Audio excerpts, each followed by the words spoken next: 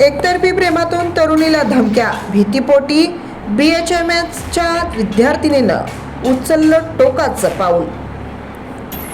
छत्रपती संभाजीनगर जिल्ह्यातून एक धक्कादायक घटना उघडकीस आली आहे. एकतर्फी प्रेमातून एक तरुण त्रास देत असल्यानं तरुणीनं टोकाचं पाऊल उचलत स्वतःच जीवन संपवलंय.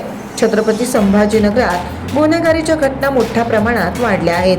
एका तरुणीनं प्रेमविवाह केला म्हणून जावयाची हत्या केल्याची घटना ताजी असतानाच आणखी एका घटनेनं शहर हादरलंय.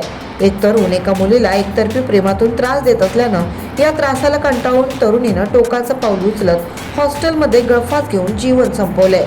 गायत्री दाभाडे असं आत्महत्या केलेल्या तरुणीचं नाव आहे.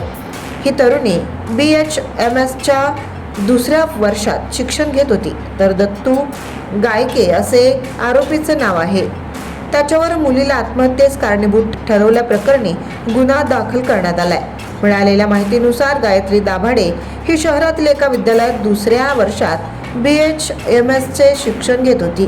ती हॉस्टेलला राहत होती. गायत्रीवर दत्तू गायके याचे एकतर्फी प्रेम होतं. तो तिचा पाठलाग करत होता.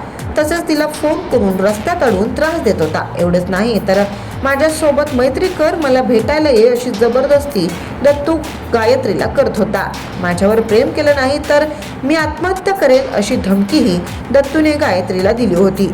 तिला तो नेहमी त्रास देत असे. गायत्रीने वर्षभर हा त्रास सहन केल्यावर घाबरलेल्या गायत्री दाभाडेने हॉस्टेलमध्ये गळफास घेऊन आत्महत्या केली. या घटनेची माहिती हॉस्टेलमधील मुलींनी सिडको पोलीस ठाण्यात दिली आहे.